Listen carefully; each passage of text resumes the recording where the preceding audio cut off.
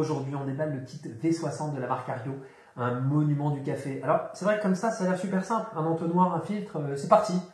J'ai beaucoup d'amis autour de moi qui l'achètent, déjà parce qu'ils n'aiment pas les espressos et ils se disent « je vais me faire couler un bon café pour pas cher, comme dans mon coffee shop préféré ».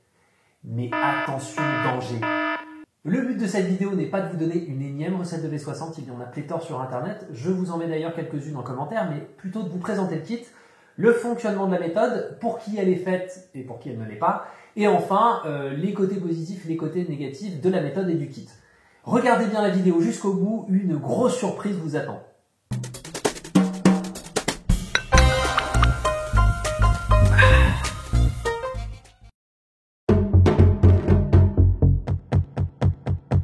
Alors, qu'y a-t-il dans ce kit? Vous allez voir, c'est relativement simple. Toutefois, il ne faut pas se fier à cette relative simplicité.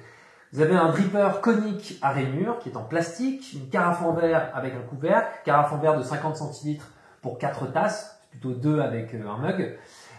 Et c'est livré avec 40 filtres papier conique, une cuillère doseuse et un mode d'emploi. Et vous trouverez ce kit aux alentours des 20 €. Alors le V60 tire son nom de l'angle à 60 degrés du cône. Il est constitué d'un trou qui laisse dépasser la pointe du filtre, ainsi la surface d'extraction est plus étroite, ce qui permet une infusion un peu plus lente.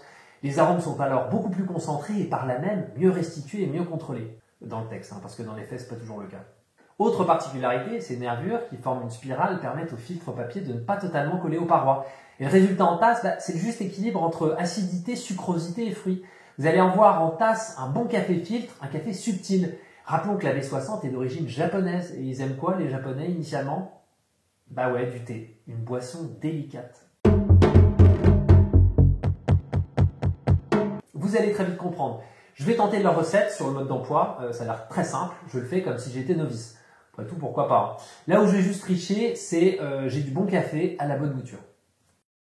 La première étape, ça va être de plier votre filtre pour qu'il s'adapte bien au porte-filtre. Et comme vous pouvez le voir, c'est un pliage ultra simple. Pour la deuxième étape, on va avoir deux problèmes. Alors le premier, c'est qu'on vous demande de choisir votre quantité de café, mais sans la quantité d'eau. Ario aurait quand même pu nous aiguiller un peu sur le ratio. Et le deuxième problème, c'est que si je choisis la dernière ligne tout en haut, je n'aurai sûrement pas 12 grammes, parce que ça va dépendre de votre café, entre autres de la torréfaction. Pour l'étape 3, c'est simple, il s'agit de rendre plane la surface du café. Étape 4, alors volontairement vous remarquerez que je ne rince pas mon filtre car il ne me le demande pas. Les choses sérieuses commencent et on va faire ce qu'on appelle le bloom en anglais, c'est-à-dire qu'on va libérer dioxyde de carbone contenu dans le café. On n'a pas de conseil concernant la quantité d'eau à mettre, mais assurez-vous de bien mouiller la totalité de votre café. Étape 5 et dernière étape, et c'est là où vous allez le voir, les choses se corsent parce qu'on n'a aucune indication sur la quantité d'eau à verser. Et enfin, vous avez un petit schéma qui vous indique qu'il est préférable de verser au centre plutôt qu'à l'extérieur, parce qu'à l'extérieur, vous serez en contact direct avec le filtre. Pour la quantité d'eau, je me suis référé au dessin qui m'indiquait la moitié de la carafe. J'ai pesé la quantité à la fin et ça représentait 500 ml d'eau pour 12 grammes de café. Alors sachez qu'une bonne base pour extraire un café en filtre, c'est 60 grammes de café pour 1 litre d'eau. Donc là, on est pratiquement à 3 fois moins de café. Alors que ça soit clair, Ario ne m'a pas dit de l'extraire comme ça, mais par manque d'informations, je devais prendre une décision. Bon, j'ai pas grand chose à dire, vous avez vu ma tête. Le résultat, il est pas top, le café, il est sous extrait, je ressens pas grand chose, je suis très loin des émotions que je peux ressentir d'habitude. Alors autant préparer une French press sans matos et à l'aveugle, ça passe encore. C'est dur d'en rater complètement une. En revanche, je vais énumérer les paramètres qui ont une incidence sur la préparation d'un café en V60 quand on veut vraiment exploiter cette méthode à fond. Alors vous avez le ratio, le rapport au café, la qualité des grains et le profil de torréfaction, la taille et l'uniformité de la mouture, la fraîcheur du café, la qualité des filtres, la température de l'eau, l'agitation de l'eau, l'uniformité de l'extraction et la répétabilité, et la qualité de l'eau. Et tous ces paramètres offrent beaucoup de flexibilité à cette méthode, et donc beaucoup d'écueils. Si vous ne faites pas un minimum attention, vous aurez un jour un bon café, un autre jour un passable, puis un bon, puis un mauvais. Si donc vous souhaitez préparer en V60 un café qui vous convient à 100%, il va falloir savoir exactement par quels moyens vous y êtes parvenu. Donc y passer du temps et noter à chaque fois, du moins au début, les réglages qui vous conviennent. Et en plus des paramètres prédéterminés, il va falloir un minimum de matériel pour la préparer, carafe, balance digitale, moulin, bouilloire à bec effilé et bien sûr de bons cafés. Parce que bon, un dark roast par exemple, un café vraiment très torréfié, je vois pas trop l'intérêt de le préparer en V60. une cafetière électrique suffira amplement. Alors en moins, je vais commencer par le bec verseur. Il est franchement nul à chier. Si quelqu'un sait pourquoi c'est aussi mal foutu et qu'il y a une raison, ça m'intéresse. N'hésitez pas à le laisser en commentaire.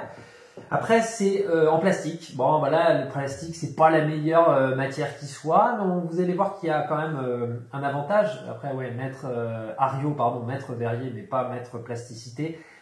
C'est pas, j'ai vu déjà des plastiques un peu mieux faits. Et surtout, je crois qu'il est pas sans perdre. Le manque de précision du mode d'emploi, ça c'est vraiment pas génial. Merveilleux un jour, insipide l'autre jour, surtout si vous décidez de le préparer à l'arrache. Et puis après, il faut investir, comme je vous disais, il faut acheter de l'équipement pour bien le préparer. Alors en plus, vous avez quand même le plastique parce qu'il y a une meilleure inertie thermique que la céramique. L'eau refroidit donc moins vite. Alors on sort aussi de l'automatisme que l'on peut avoir avec certaines méthodes. On prend autant de plaisir à préparer, enfin moi je trouve, qu'à boire son café. C'est beau comme objet. Bon, après, il me choque pas, mais il y a plus beau, surtout en céramique, vous en avez dans toutes les couleurs, et je trouve que ça en jette vraiment dans les cuisines. Et aucune technologie ne viendra interférer avec l'expérience, mais il n'y en aura pas non plus pour vous sauver. Donc, si concrètement, vous souhaitez pas trop vous prendre la tête avec une méthode, faire vite votre café le matin, le V60 ne sera pas du tout la solution. Reportez-vous plutôt sur une French Press, une cafetière italienne, électrique, automatique.